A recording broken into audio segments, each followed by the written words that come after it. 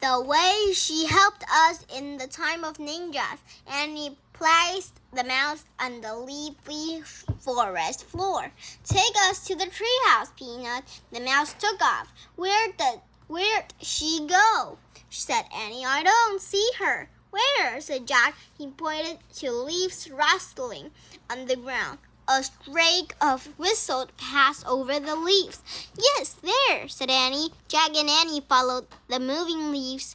The streak of white appeared and disappeared. Suddenly, Jack stopped. The forest floor was still. There was no sign of Peanut.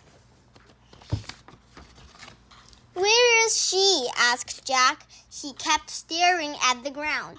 Jack! Jack glanced around. Annie was standing on the other side of near the tree. She was pointing up. Jack looked up. The tree house. Oh, phew, Jack said softly. She saved us again, said Annie. She's running up the ladder all by herself. Look, Annie pointed at the rope ladder. Peanut was climbing up one of the ropes. Let's go, Jack said. Annie stared up the ladder. Then they followed Peanut all the way up to the canopy of the rainforest. Chapter 9, The Thing. Jack and Annie climbed into the treehouse. Peanut was sitting on a stack of books. Annie patted Peanut's little head. Thanks, she said softly. I had to write some notes about the rainforest, said Jack. You'll find the Pennsylvania book. Annie began searching for a Pennsylvania book. The book that always took them home.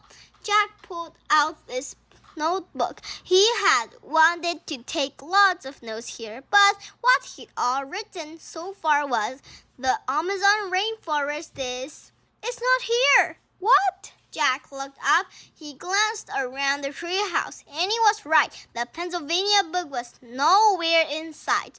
Was it here before we left home? Said Jack. I don't remember, said Annie. Oh man, said Jack. Now we can't get back to the Frog Creek. That means we'll be here when the vampire bats come out, said Annie. Something came flying through the tree house window. Ah! Jack and Annie hid their heads. Thud. Something hit the floor, a red fruit. Jack looked up. The monkey was sitting in the windows. His head was cocked to one side. He seemed to be grinning at them. You're safe, said Annie.